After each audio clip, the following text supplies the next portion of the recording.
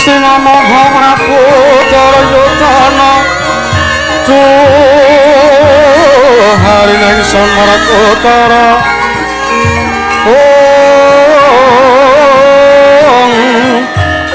Tengah parang alonang nganti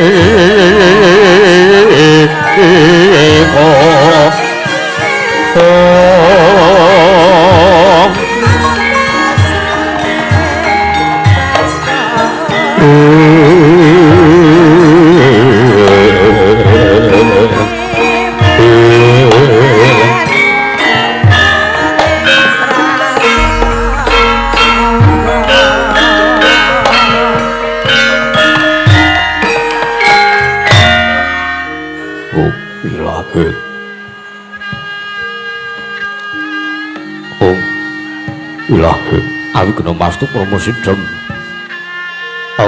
Awi kena mastu promosidem silat paring nyewang jagat arono sirang tondo kawisisaning disana sono sinabung nang klobes temaksis tanggon lambang buntut sinandra putra katolo tetulat mrih arep den parab dewa Wini sudah ngopo parameng niskoro karanda dia tumiyung jaman purwa mangga tekap usananing gopita tau renggeng perlambang matumbo-tumbo marmo panggung sang Purwengkata sing gebyaruk dumadining wayang purwa ora kaning kandha narik nuting basa dongeng kena ngemusu rasa yen naras saya kaos mulajari wamrasa pandi uring diri rasa mung sang rumangsani pindhane kadya jalma ingkang angilo kaca jarwe wis nakup caing carita bejo wis kagelar jroning panggilan yaiku jati namung sani panggilaran inggih purwa Surya Candra Daru menyewang kartika wis kinebot dhateng kawasa sahari ratri angin durbawana pratek induk sinogel kemandi temat dadi witanganing dina sasi warsi bindu kang sarta abad pedung lamangkar tu isin ambun tu japating kerbiata tu padangi kutu tulang katugo burono yang burontu datu beranaan tanbo wicalan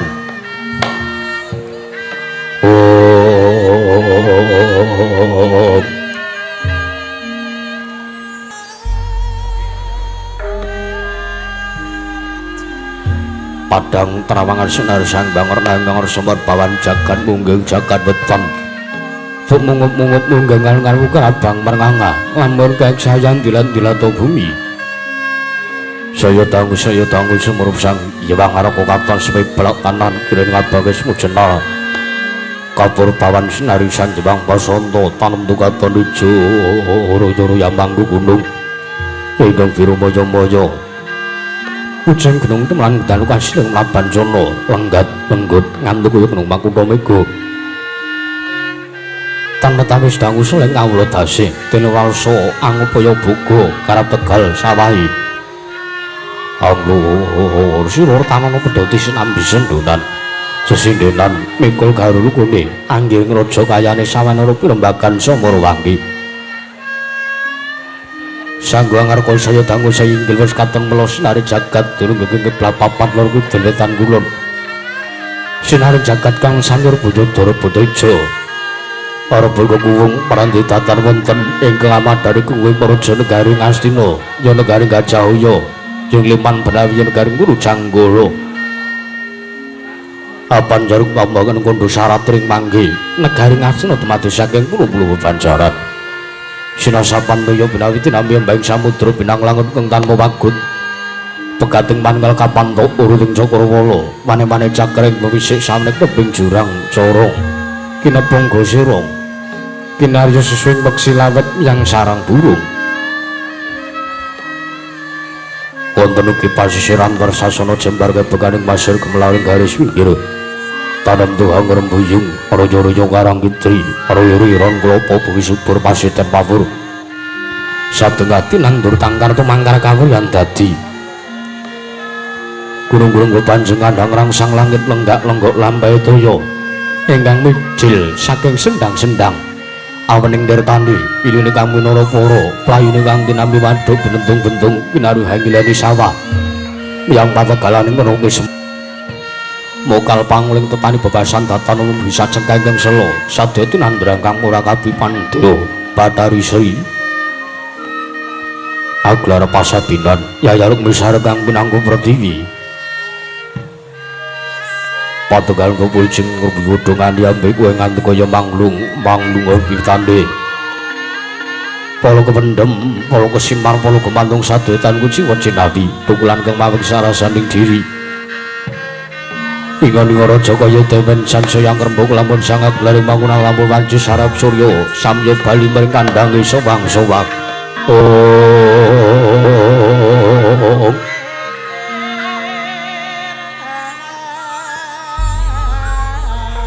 tatanono carane kandang nganggo nanjeng malang labet tebi saking tindak Durjana Cuti samyo sayek saka kabdi akari luhuring nusa bangsa tuwin negana wana gonge bagi gunung angga nusa lestari untuk merontal tumrah sadya dadi huruk-huruk aning lingkungan langkung-langkung lamun toti naliti sampun samya samet mring sesanggeman sepen tebi saking tindak sansaya sinansaya Wada winodanane mumat sinamatan daya dinayan sawijiji mapan jating jejiban kang pinuji temah mawujud manunggaling cipta rasa karsa kang satemah mbabar karya gege binasake negari ngasun laku semulat ya manjik mering jaman jono ngunjung pasir pawegelo jinawi kemari pak karta tata turta raharja dasar guru kang gedhe buru padang jagat dhuwur kuwi tur tato kuncalane tur kasus sering ponco projo lah palu ingkang asta pusang ngadil bangsa negari ing asal negari menangi dan ucap dosa namane sang aman dosa 10 semestani dijuluk Sang Nata Prabu Jaka Pitana Prabu Duryudana ya Prabu Jaya Pitana ya Kurawa Indra ya Dastra-Stratmaja ya Sang Tripamangsa Sang Nata selengganing padaring dampar ucana tatan mantra-mantra sepati kubata ya dewaning kasugihan Sang Hyang Bathara kuwi wangi Jawanta binayang bayang sangjaning murab sorab-sari kawis tinggal bangku tanggung Joko maloro-loro kawis toro banyak dalang sawenggaling Arda Walika Mas Kacu kang sarwarna prandiring pangge ketegal tidem sin padaring pasewakan lasin pangge parang caket dene remang arsa muhung nindya wanti pangreksa muka bidalem ing plosok jenaring disangker kena pati hari sengguni ya Sang Harya Suman ya Raden Trigantal Pati prandiring pangge katenamipun ujeng negari Ngastina nggih pandhita saka lima Sang Tapa Begawan Durna ya Dayawang Durna ya Resi Kumbayana ya Tarap Waja Putra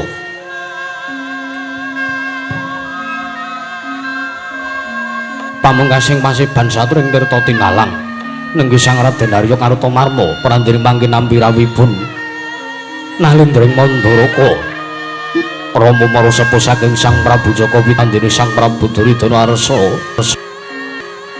andangu dhateng prantani Rama Mandaraka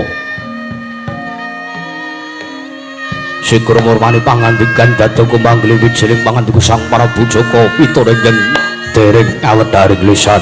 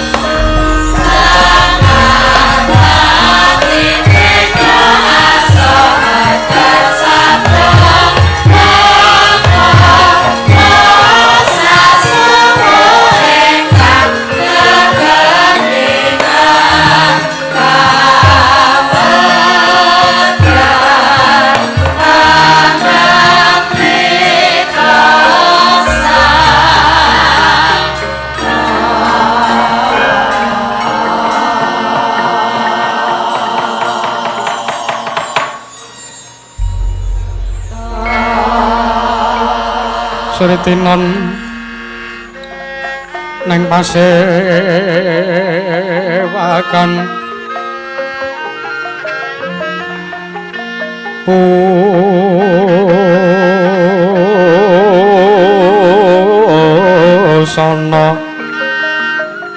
Pusana sutra kang maneka warna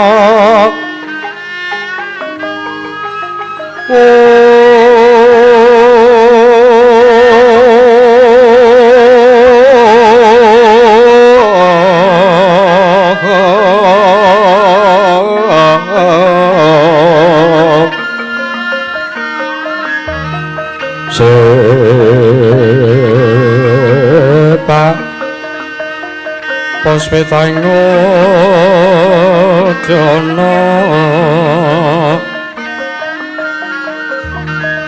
yang mansrah sarwa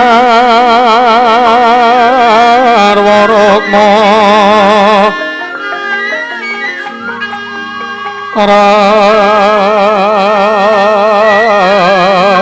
rangking manik nara Narawata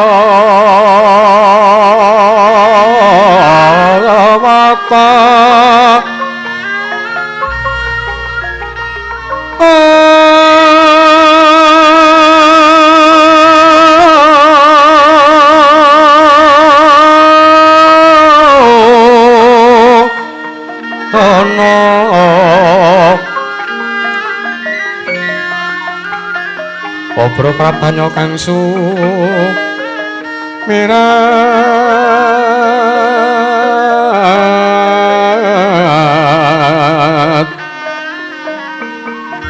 kenyaring teca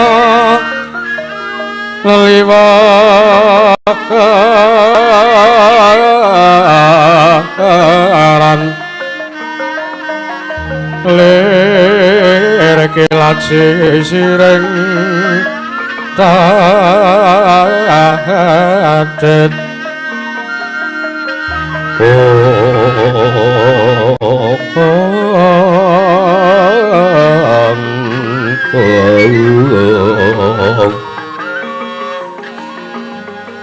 wimpo kekanda mrek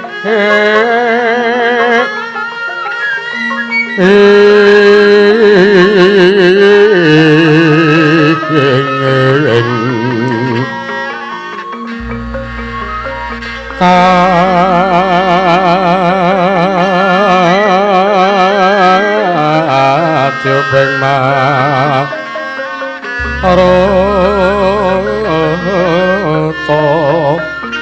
mandung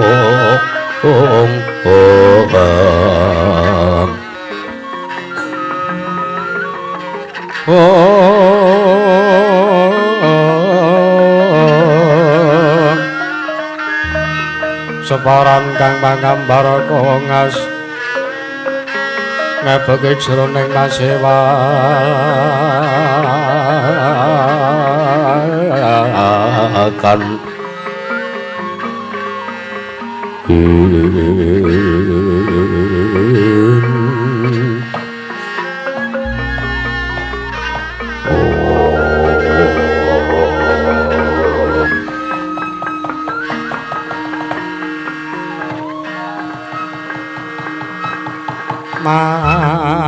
mangkyo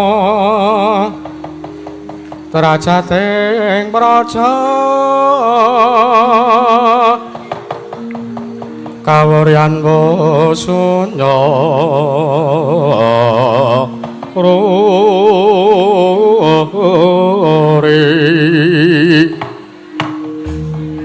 ora pangrehing ukara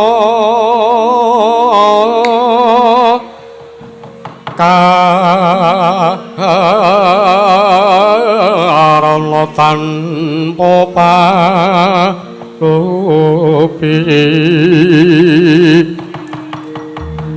ati lar silastuti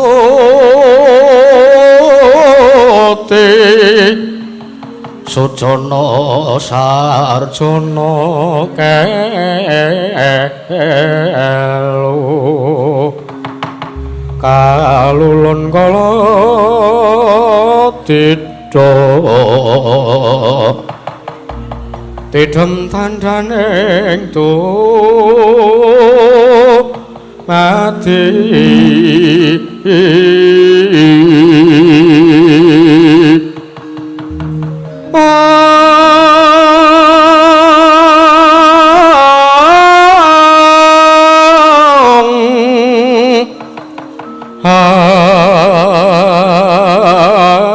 antayeng rat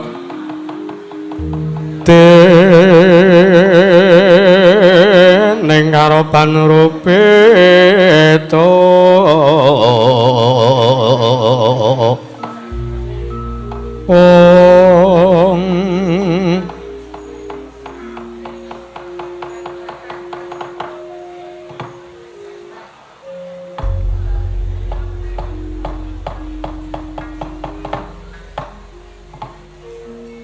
Dewangsuk mono mangadiri duwi ana sasmentaning senjagat wasisaning Upadara bawana langgeng sinunggi tatana prap Nurwangi Paman Pati Arya Sengguni Paman Pati Arya Suman marmari jeneng para sisira ingsun biji wonten ngajengan manira Paman Pati Arya Sengguni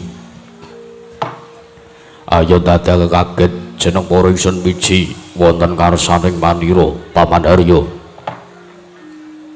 kawula ana ninggih anak Prabu Jimat sesembahan kula pengayoman kula wonten ing Madyapada Prapting Delahan Gusti kula Sang Tanggir Prabu Duryudana anak Prabu Jaka Pitana kepareng paduka amiji dhateng pisanipun ingkang pamaning kepatihan nggih saestu ing jawi sanget damel kuwata sing manah pindoron salomba pinanjering alun-alun ing kepatihan nanging sareng kula caket wonten ngarsa paduka nggih Prabu Jaka Pitana manahipun ingkang abding kepatihan tebih saking raos kemarasan nggih kepareng ingkang paman ing plasa jenar nyadong dawuh timbalan maduka anak Prabu Jaka Pitana anak Prabu Duryudana kawula ana ninggih Paman Pati Arya Sengguni katiparan jeneng para ingkang ingsun biji minangka dadi batal wakil ingsun para Tatyagi tata rakiting kaparajan negari Ngastina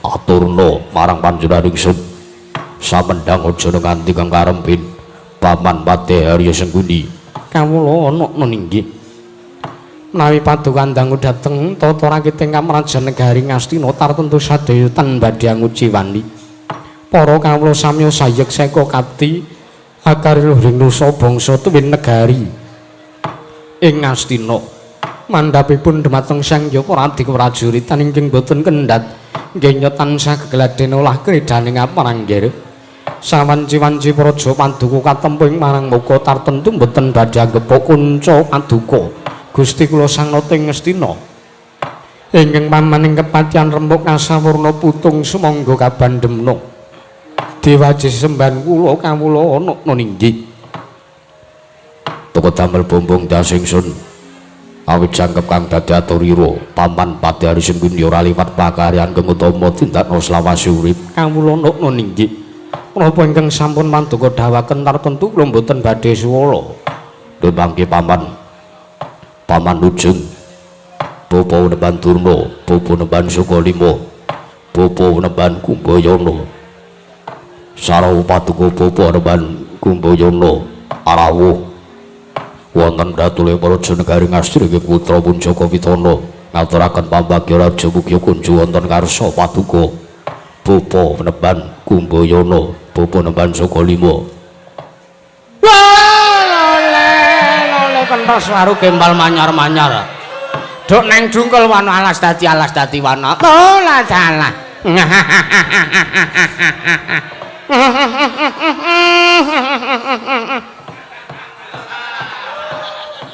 Nuwun sewu nggih, nuwun sewu nuwun mangke. Paduka anak Prabu Jaka Pitana miji dhateng pisanipun inggih pamaning Sukalima. Ingkang paman pun Paman Ujung. Oh, sowan kula tebih saking Rupita caket marang Karaharjan kere pudya pangasta saha pambagya Raharja. Sampun ingkang Paman tambi akarya bombong tias manahipun ingkang Paman Sukalima. Mboten langkung kula ngaturaken sampaklim kula mugi kanca wonten ngarsa paduka anak Prabu Jaka Pitana, anak Prabu Duryudana. Paman Dunu kasinggihan sampun tampi karya bumbung dasing manahipun ingkang putra pun Jaka Pitana. Mboten langkung kaprayogan lenggah paduka bapa Pandurung saka 5 bapa Peneban. Lanaknan sampun mboten kirang sekeca nggih. Apa dene sira Dimas Kartomarmo padha kanthi raja sak para tamu Kartomarmo. Banut-nut ning Bidawati semban kula, pangayoman kula ning Madyapada Pratendelahan.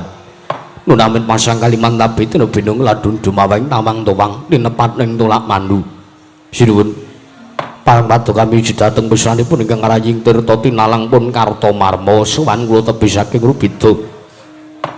Caket maring karahayon saha kawidadan sowan kula sinuwun. Kemarin kula ngaturaken sembah sungkem pangabekti kula kunjuk sandhaping pada paduka Kanjeng Koko Prabu Duryudana Koko Prabu Jaka Pitana. Yaya Kartomarmo siadiatur basa kelampun Kakang ora pangestunipun Kakang Wetampanono. Banuna inggih sampun sanget anggen kawula pundi. Padha tatanen barisan para wadya buleng padha gantung sibuk. Jenenge Senadya babarake sarta anem rumuh gatring masewakan kawula nukun inggih. Prenging sampun patuku dawaken tartentu kula mboten badhe suwala Koko Prabu Baunut niki. Nun mangke Kanjeng Rama. Kanjeng Rama Prabu Salya Bandaraka.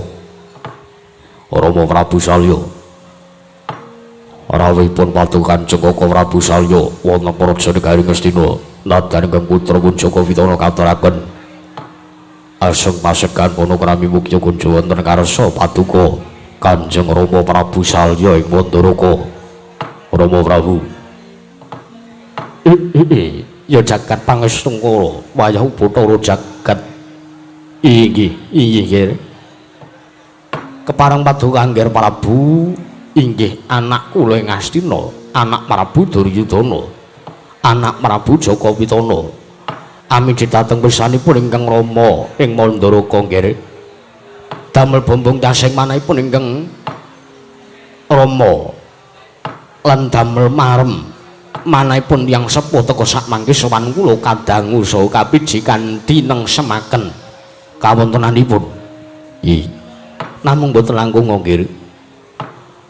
Sak sawanipun ingkang Rama ing Mandaraka ingkang Rama ngatonaken salam taklim kula mugi kunjuk wonten ngarsa paduka anak Prabu Jaka Pitana, anak Prabu Ngastina. Sampun sanget kula tampi damel bumbung das manahipun ingkang putra ing Ngastina. Kanjeng Rama boten langkung samangke kaprayogan lenggah paduka Kanjeng Rama Prabu Mandaraka nggih rawuh wonten negari Ngastina. Sampun boten kirang prayogi nggih. Sowan kula katampi kanthi nengsemaken manah saha kawontenan wonten praja negari Ngastina ingkang estu satuhu damel bombong lan marem tiasipun ingkang Rama ing Mandaraka. Nuwun sewu Paman Harya kula wonten timbalan nggih. Kanjeng Rama Prabu wonten timbalan nggih. Paman Duna kula wonten dawuh. Mesti damel kaget sotaring manahipun sang Jopara Wini sepuh wadiri kula ngawontenaken pasyawakan ing bene lanat taring sampun pramila samangke gandeng sedaya kula kinten sampun satata samateng gati sawegeng diri arsa nampi dhateng mrawing dados sabdatama aturipun ingkang putra pun Jaka Pitana. Kula suwun samangke paduka Kanjeng Rama Prabu Salya Bandaraka midhanget para ingkang dados aturipun keputra. Nuwun sewu. Sampun dados kewajibanipun tiyang sepuh kula menika midhanget dhateng sabda tamaning Nalindra. Luwih-luwih kula menika wonten mriki namung daya. Inggih menika anak kula Banawati anggenipun sampun nampi kanugrahaning dewa kang aran Wahyu Pulung Ratu. Sepisan ingkang Rama bombong satanipun ingkang Rama nderek mangayu bagya dateng menapa ingkang dados lelampahan sartanipun ketrimapun anak kula wedok inggih menika garwa Prameswari Ngastina. Inggih menika pun anak kula pun Banawati. Mriki sepisan ngaturaken panuwun wonten ingkang angka kalih. sampun ngantos girang gumujeng nggih. Lan sampun nginten pamanggihipun ingkang Rama ing Mandaraka menika namung kandhek dumugi semanten. Jernyatanipun kula mboten namung bombong dhateng kawontenanipun anak kula pun Banowati nanging kula ugi nggadahi tandha pitaken awit tuwuh tandha pitakon sabeting manahipun ingkang Rama ing Mandaraka. Awit kenging menapa wonten mriki menika wonten sawijining perkawis ingkang aneh-aneh. Wonten mriki menika wonten sawijining perkara ingkang damel ganjel lan damel geganjelan tumrap manahipun ingkang Rama ing Mandaraka. Perkawis ingkang aneh-aneh lajeng menapa perkawisipun? Kula kinten Paduka anak Prabu Jaka Pitana ugi ngraosaken menok sami kaliyan menapa ingkang kula rasaken. Cobi to, nggih, nuwun sewu. Ning atasipun anak kula wedok inggih anak kula pun Banowati menika sak jejumblek sak jeke urip menika sepisan kemawon dereng tau tate dereng nate sing jeneng lakoni tapa brata sing jeneng lakoni urip prihatin. Pitados kula mboten kula pitados cobi wiwit alit wiwit cilik Banowati lahir wiwit cilik kula mong ngantos sak menika dewasa. Wiwit cilik pun dadi anake Ratu Mandaraka. Wiwit lahir pun mukti ngawibawa Nyakrawati mbau dendha. Lah kok malah sak mangke kawengku garwa dening Nalendra Ngastina inggih menika Paduka anak Prabu Duryudana. Nuwun sewu. Rak menika mboten wonten sepisan kemawon lampanipun anak kula pun Banowati anggenipun ngraosaken urip ingkang susah. Ngraosaken urip ingkang inggih menika prihatin. Jernyatanipun Banowati menika wiwit cilik ngantos sak menika ndungkap dewasa sampun peputra patutan kelawan Paduka anak Prabu Duryudana sepisan kemawon dereng tau tate nglakoni lan ngraosaken ingkang nami urip rekoso urip prihatin menika inggih dados tandha pitakon. Ning atase wong arep nggayuh wahyu menika nuwun sewu lho nggih. Ingkang badhe kadurungan wahyu menika paitanipun namung 3. Paugeranipun tiyang ingkang badhe kadurungan kanugrahan menika wonten 3 perkawis. Sepisan lila. Tiyang badhe kadurungan wahyu so badhe gayuh kanugrahaning dewa kedah lila. Lila ingkang angka 2 wani. Lajeng ingkang angka 3 kurban. Menika jlentrehipun menapa ingkang sepisan kula matur. Lila menika lila marang lahir lan batine, lila marang pati uripe. Yen to iki mengko kedunungan wahyu bakal ngrasake apa sartane yen to wahyu wis oncat sekanggane titah menika bakal ngrasake urip sing kaya ngapa piyambakipun kedah lila. Ateges senajan to sak mangke sing jeneng wahyu menika mboten langgeng awit wahyu menika sipating kadonyan lho nggih.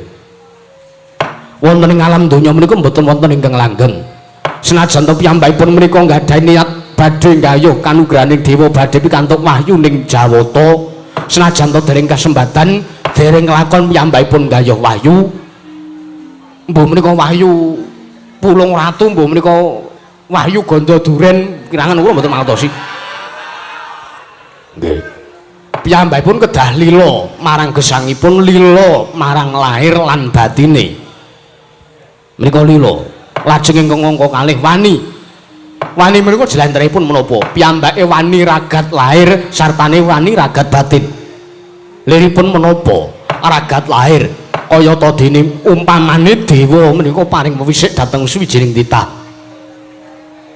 umpamane kula salya kowe nggayuwa wahyu ana sak pucaking Gunung Kumitir nuwun sewu kula menawi badhe minggah dhateng sak pucaking Gunung Kumitir menika kedah ginakaken ragat lho nggih menika ragat lahir lajeng ragat batin kedah wonten sartanipun piyambakipun menika kedah wantun nglampahi saha nempuh syarat sarana kinarya badhe nggayuh kanugrahan menika ingkang pinastan wani lajeng ingkang angka 3 kurban menika menapa ya ngorbanke rasa ya ngorbanke marang tanggung jawab liripun umpami sak mangke syarat sarana anggenipun anak kula pun Banowati badhe langgeng umpami lho menika badhe langgengipun kedunungan wahyu Pulung Ratu menawi kedah pisah anggenipun omah-omah kalian anak kula Ngastina menika namung umpama lho nggih umpama. Menika kedah wantun ngurbanaken rasa, ngurbanaken katresnan, saha ngurbanaken dhateng kewajiban menapa kemawon. Mekaten Kanjeng Rama. Menawi miturut kula namung tigang perkawis menika. Lah, tigang perkawis menika mboten wonten. Menika mboten dipun lakoni sartanipun menika mboten dipun lamahi dening anak kula pun Banowati. Tigang perkawis ingkang kula aturaken menika mboten sinandang dening anak kula wedok pun Banowati. Pramila menika teng nggadahi tandha pitakon kula nggadahi pitakonan kenging menapa nggih.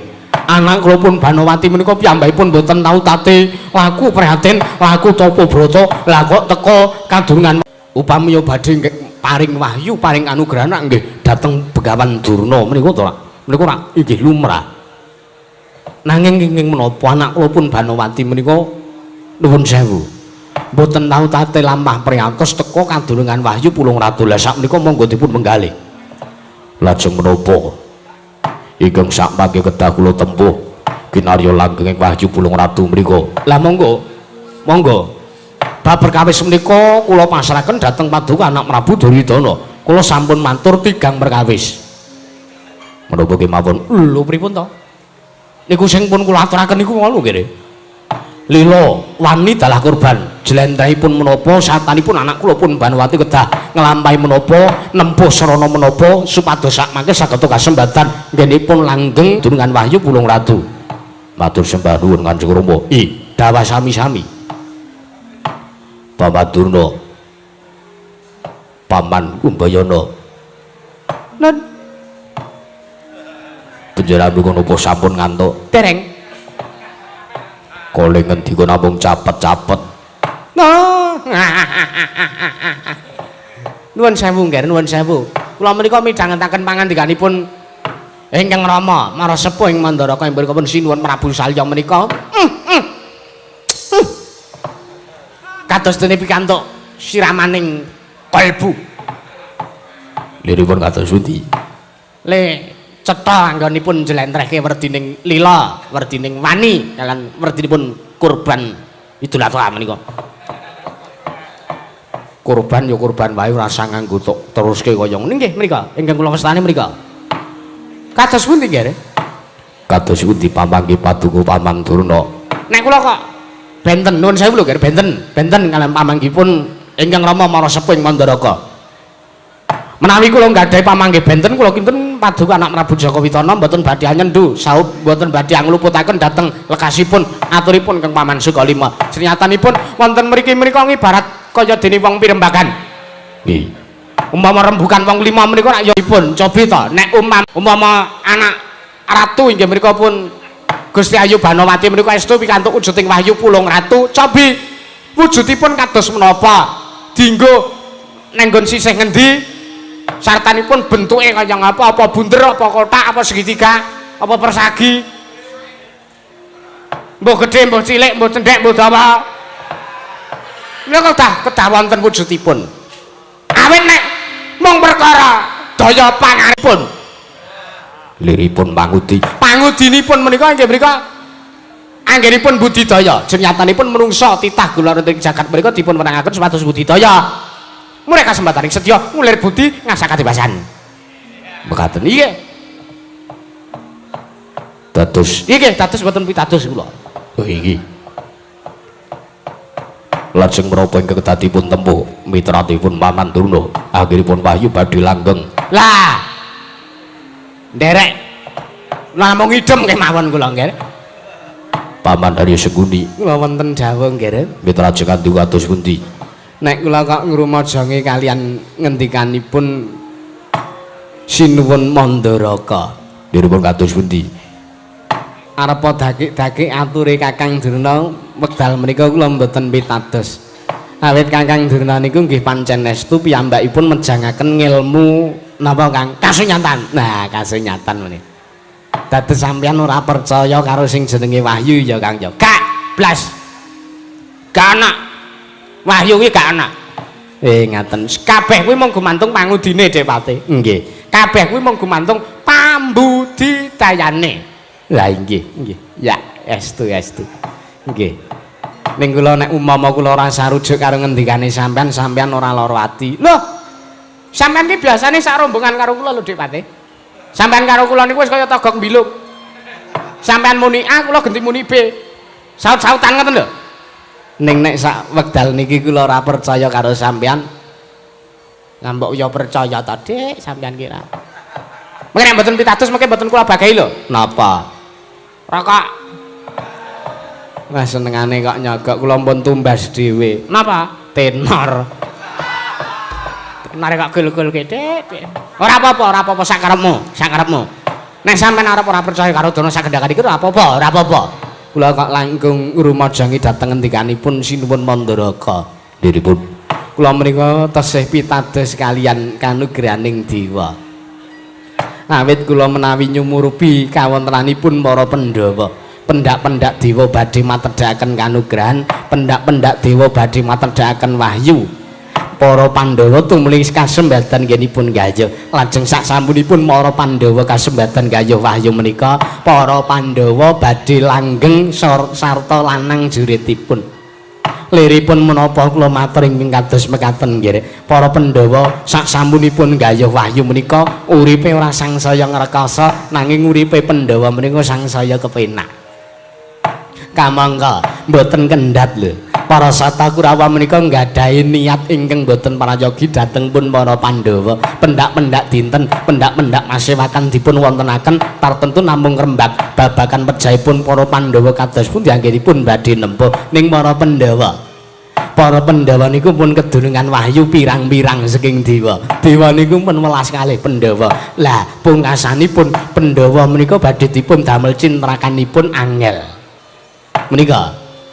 Menika menawi mitratipun ingkang paman kenging menapa lan menapa sababipun para Pandhawa kok angel dipateni niku merga para Pandhawa kadunungan wahyu akeh saking para Jawata. Mekaten nggih. Kakang Durna kenging napa kok kaya maido sajake ngentahi atur kula. Mboten maido kados pundi sampeyan ki ming kaya para Pandhawa le angel le mati ki ra merga lengane cek akeh. Sampeyan ki ya saya le sembrono, ora Pandhawa angel mati kok merga lengane cek akeh. Lengane cek kebak Dipate. Pandhawa anggere arep bleret-bleret kae terus digolengke ben sumbune tok ketelosan meneh. Sak geleme dhewe sampeyan ki ora. diripun kados pundi? Lah mangga kemawon menawi badhe nderek sartanipun badhe mbangun miturut dhateng ngendikanipun sinten menika Purbawasesa wonten ngasta paduka anak Prabu Jakapitana lenggir. Ya jagat pangustungka Pamandarya Kula wonten dawuh nggih. dereng ngantos pranggen kula nampi ngendikanipun Kanjeng Rama Prabu Sawyang Gandharaka teka samangke nampi daya monggo mriku nalindra ketitih saking busananipun lan saking pawakanipun mriku nalindra yaksa saking tlatah Sabrang Pamandarya sinten mriku Nuwun sewu nggih. Menawi sak mangke paduka anak Prabu Jakapitana ndangu kelawan ingkang paman ratu menika sinten kula mboten mangertos. Awit nembe sepisan menika kula pinanggih. Mbok menawi menika putra siswanipun Kakang Durna. Merga Kakang Durna menika putra siswanipun kathah. Paman Durna Wonten dawuh. menawa menika putra siswa paduka menawa menika siswa saking pertapan saka lima. Wah, nuwun sewu, nuwun sewu. Kula kok mboten rumangsa duwe anak murid kaya ngeten nggih. Diripun Kula niku ora tau ngingu, ora tau ngopeni bocah wujude buta niku mboten tau. Coba gagelake akeh. Mbeborosi. Nah, buta menika mangane ora sebaene. Jatah wong 5 mentek wong 1. mekaten Nggih. Tur anak murid kula menika pilihan sedaya. Sing ajeng mlebet teng pertapan sekolah menika kula seleksi. Mungkin mangane diseleksi kalih alam, luwung kula seleksi dhewe ngoten lho Mas. iya Anak murid kula menika iket-iketan sedaya. Blangkonan kabeh. anyar kabeh blangkone nembe kula yasake. Ya mung ana menungsa seswa loro. Sing samake mboten ngajeni kalih sing nukokke blangkon. Ya untung awile manggon ki ora ketak. Iya. Kula mboten gadhahi seswa kados mekaten menika wujudanipun nggih. Monggo dipun dangu kemawon. Mangga dipun dangu kemawon. Ora mengko dhisik ki sana. Aja ngira ingsun tumambu merga yekti saweg sepisan iki ingsun wano kelawan jeneng sira. Kowe kuwi Nalindra saka ngendi lan sapa jejulukmu ki sana?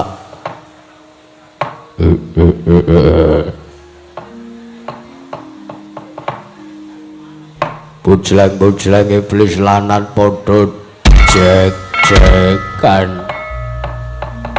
Nun mangke sinuwun sadurunge aku njaluk pangapura. Sartane sing gedhe pangapuramu yen to aku ora basa kelawan sampeyan. Merga nggonku urip gumelar ning alam padang iki dening dewa aku dikeparengake ora basa karo sapa wae. Yo ora dadi ngopo. Para dadiake matur ing cetha.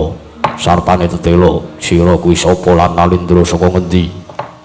Ya yen to sampean dangu kelawan praptaku, yen to sampean arep satane sudi mestani marang jasadku ya aku mburi saka negara ing pager wesi.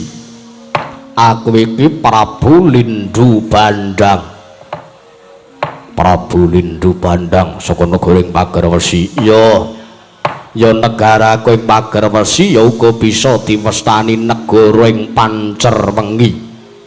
Wondene aku Nalendrane, ya aku Nalendra ing pager wesi, aku Prabu Lindu Bandang ya bisa disebut Prabu Denawayaksa.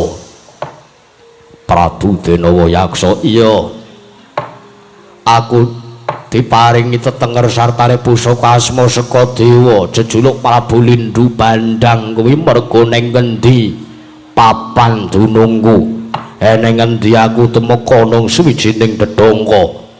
Mesti gawe horeg jagat ingkang tak tunggoni sartane kahanan ingkang tak tekani. Wondene apa to ingkang tak wastani kaya ngono. Oh, aku sago nggulung jagat Ngastina. Aja. Iki piye ta iki? Ora apa-apa kok wis areng digulung. Oh, isih akeh sing do wedangan aja digulung sithik.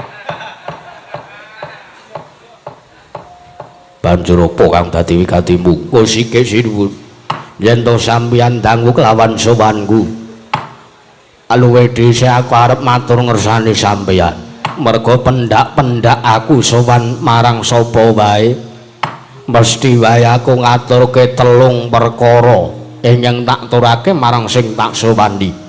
Yaiku ingkang sepisan keclaping netra, banjur ingkang angka loro guna kasantikan, banjur ingkang angka telu aku ngaturake leceting wicara. Ngaturake telung perkara sepisan keclaping netra guna kasantikan sartane leceting wicara dasar kepara nyata. Lire piye kowe matur kang kaya mangkono? Keclaping netra aku mangerteni apa kahanan sing wis dumadi ning masewakan negara Ngastina mau, sartane apa kahanan ingkang bakal lumadi ana ing maraja negara Ngastina. Teges aku iso mangerteni kahanan sing ora tak ngerteni, aku uga iso mangerteni marang kahanan ya ngerteni marang sadurunging winara. Ora mengko dhisik sing dadi bukti nyatane aja mung kaya wara. Kepiye sinuwun? Yen to pancen kowe duweni kawasisan ya kuwi keclaping netra. Para tadiake aku tak takon Wangsulana. Sadurunge kowe sowan, apa ingkang dirembug sajroning pasewakan negara Ngastina iki mau? Oh, sajak kowe njajal marang aku sinuwun. Ya aku ngerti apa kang dadi wigatine pasewakan iki mau. Kowe ngrawuhke mara tuamu, sampeyan ngrawuhke mara sepuhmu Nalendra ing Mandaraka Prabu Salya, banjur wigatine Bayana. Napa leres Kakang Durna? Bener sampean arep ngapa? Kula ki wong sing ora duwe wadi kok, Dik Patih. Kula niki wong sing ora duwe wadi. Mun ketitik ta niki ature Prabu Lindu Bandang niki. Matur nek Durna niku riyen wiwit enom jenenge Kumbayana, kondang satriya sing digdaya, satriya sing pengpengan. Ya mung cacate Durna siji. Cacate Durna apa? Durna kuwi ya Kumbayana kuwi nadyan satriya digdaya keliwat ukur nanging dheweke ora iso ngambah dirgantara. Ora iso mabur, ora iso. Napa nggih, Kang? Nggih. Mergo dereng tumbas tiket.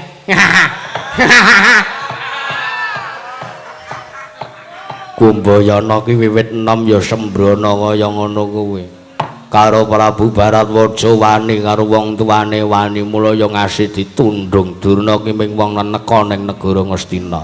Ya. Terus perkara cacate Kakang Durna sing ora iso mabur kuwi mau, buktine ana. Apa buktine?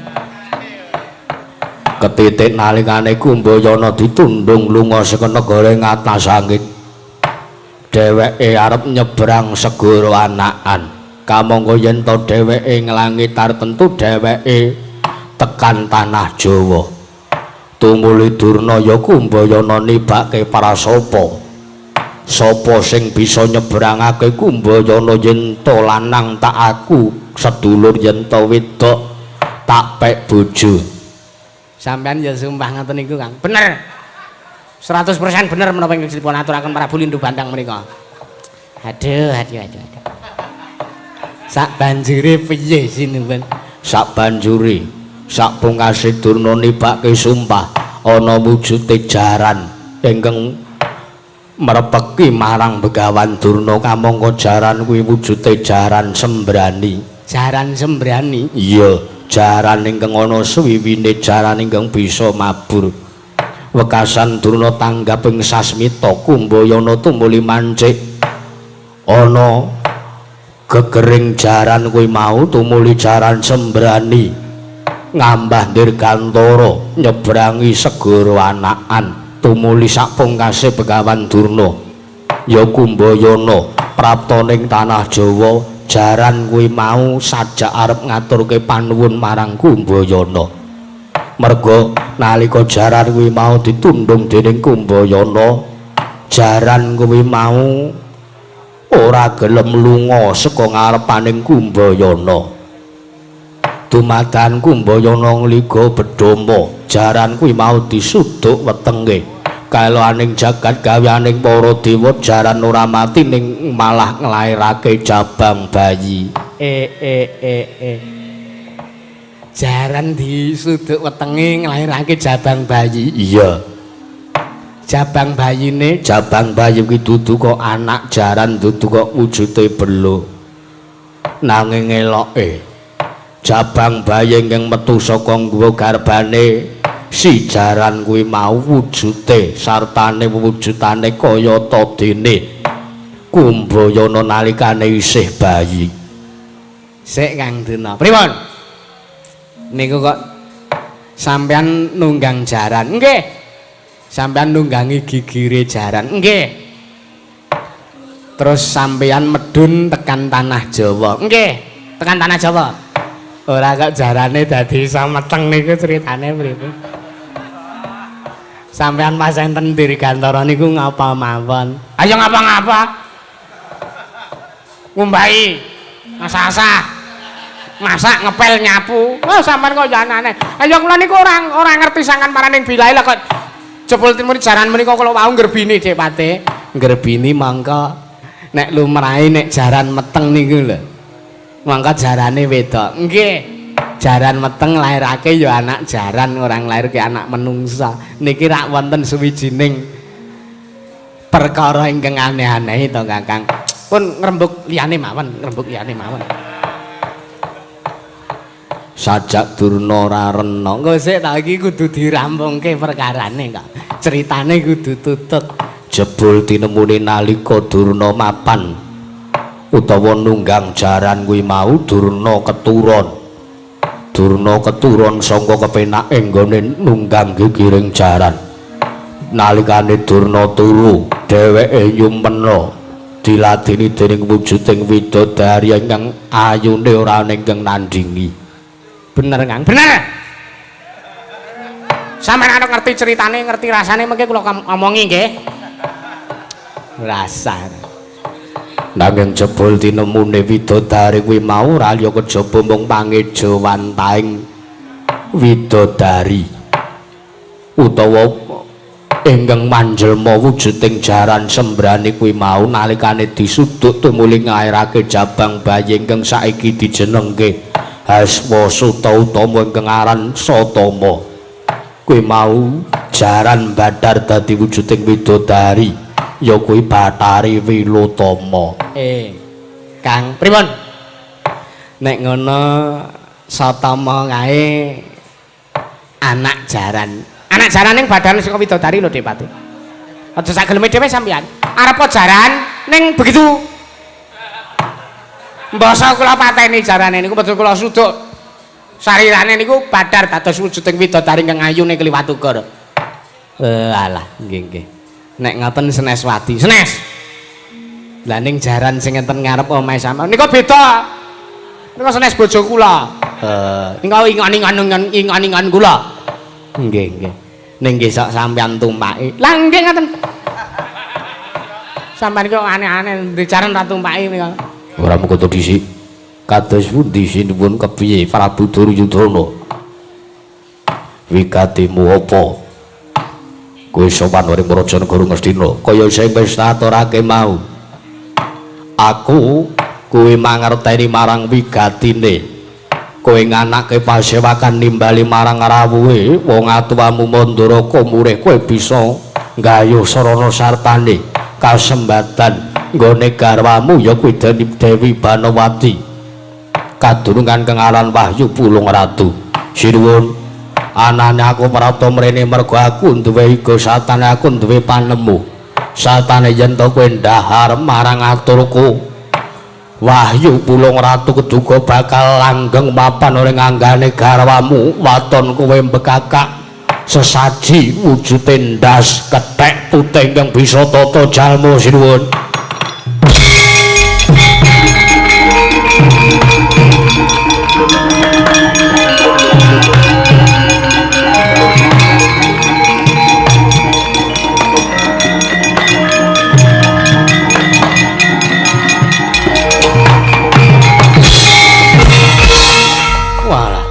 Ya jagat pangestu ngorwayahu Bathara jagat. Ning atase aku iki wong tuwa. Aku iki dadi mara tuwane anak Prabu Duryudana. Aku arep matur ngersani anakku wae aku isih gunakake srana kamanungsan. Aku disuwuni pamrayoga murih langgenging sedya. Nggone anakku wedok Banawati kepengin langgeng nggone kadurungan Wahyu Pulung Ratu. Lah kok malah iki ana ratu buta arane Prabu Lindu Bandang ngandhake yen to kepengin langgeng gone gayuh Wahyu keduga kudu mbekakak sesaji wujude ndas kethek putih sing bisa tata jalma. Prabu Lindu Bandang. Prabu Salyana dawuh apa kowe medhuki marang aku? Parep menungsa ora tatanan kowe. Aku tak takon karo kowe ngendi ana jamak lumahe menungsa wong arep langgeng gone kadurungan Wahyu teka gawe srana pepati marang sak pepadaning urip. Ngendi ana srana wong arep kadurungan kanugrahan supayane kanugrahan ing wis mapan ning anggane anakku Banawati supayane langgeng kok malah mateni marang sak pepadaning urip. Merga Wahyu kuwi bakal keduga jenak, bakal jenjem mapan ing anggane titah. Lamun to wadah utawa titahe kuwi duwe ati sartane duwe rasa pangrasa ingkang lerem sartane duwe panggayuh sartane duwe bebuden ingkang luhur ning tak kira ora kaya sing wis mbok aturake kuwi mau ngeclumang ngandar-andar kendhukur ucapmu ora mengko to dhisik aku mrene iki sowan ngersani sinuwun Prabu Duryudana yen to kisah kirane mengko Sinuwun Prabu Jaka Pitana percaya sartaning rumaja ngiaturku tak kira kowe ora bakal digunakake nggonmu mapan ning Raja Negara Ngastina. Welah dalah edan. Nuwun sewu nggih. Angger Prabu Joko Pitana nuwun sewu. Sakmenika kula badhe nanting dumateng Paduka. Kanjeng Rama Prabu kados pundi? Sak sampunipun Paduka midhanget wiwitanipun Nalendra Yaksa menika kinten-kinten langkung pitados aturipun ingkang Rama menapa langkung pitados dhateng aturipun ingkang dados daya inggih punika Ratu Yaksa ingkang jejuluk Prabu Lindhu Bandang menika. Nuwun sewu. Kula kinten sedaya sira boten badhe saged katempuh dhateng ingkang putrapun Duryudana. Menawi sak mangke kula kedah inggih menika dawuh kelawan Yayi Ratu Banawati supados nglampahi menawi ingkang sampun paduka dawuh. Pramila kula namung pados sarana ingkang sak mangke sakal ketunggu saged dados sarana langgenging Wahyu Bulung Ratu ingkang sampun mapan wonten anggaripun anak kula pun garwa kula pun Banawati. Nuwun sewu. Walah. Menawi mekaten sareng kula midhanget pangandikanipun anak Prabu Duryudana kula pesthekaken nggih. Kula pesthekaken. Sampeyan pun boten midhanget kalian atur kula. Sampeyan pun boten maelu kalian aturipun ingkang Rama ing Mandaraka. Malah sak mangke sajak badhe ngeboti dhateng menapa ingkang dados aturipun Ratu Yaksa menika. Sareng kula gadhe pamayoga lan kula nggadahi raosan kula kinten sampun boten wonten ginanipun negari kula mapan wonten negari Ngastina. Kosanipun kados pundi? Kula aturi mrayogekaken, kula aturi mrayogekaken. Bab perkawis Wahyu Bulung Ratu sak mangke kula pesthekaken. Sak sampunipun kula mungkur saking negari Ngastina, Wahyu Bulung Ratu mboten badhe senjem sataripun mboten badhe langgengipun mapan wonten anggaripun anak kula pun Banawati.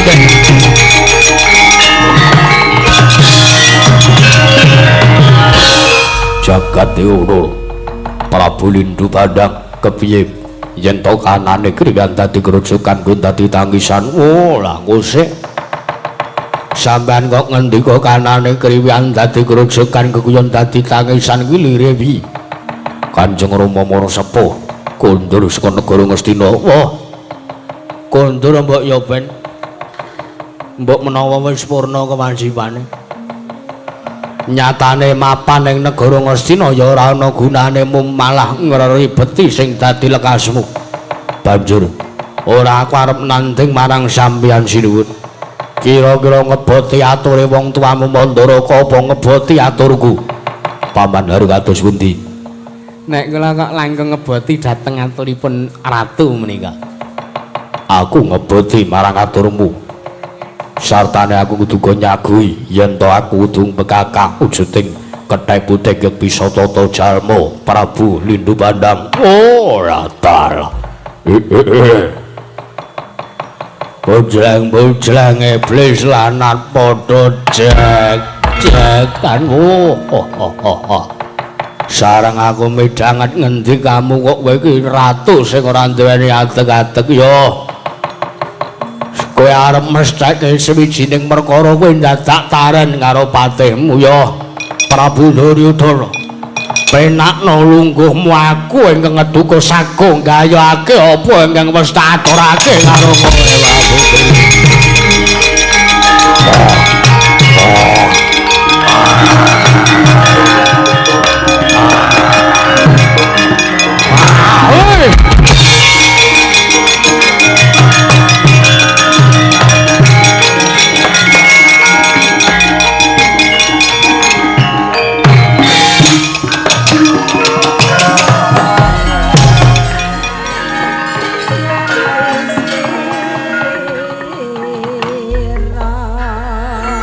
Jagat Pakistungkur boten enten babar pisan tiang jaban rangkah langkung lair lan batos dhateng lekasipun Kang Putra Paman Harya. Inggih nggih.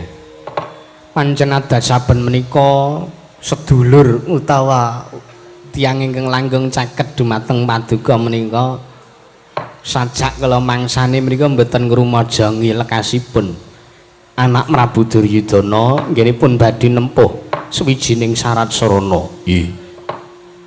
Bawa tunu kados pundi? Nek kula kok dipun lajengaken kemawon. Menapanipun ingkang dipun lajengaken? Jaran napa niku? Ora sampean iki nek matur iki mbok ya sok ditata. Pun kula tatani nyatane Pikiran kula niki semrawut Mate. Nggih. Mikir jaran niku mau lho. Ana ratu kok ya wasise ora jamak-jamak. Lah sak menika dipun teliti kemawon. Nggih, nggih. Dipun teliti sampun ngantos sak mangke kebyahuyah.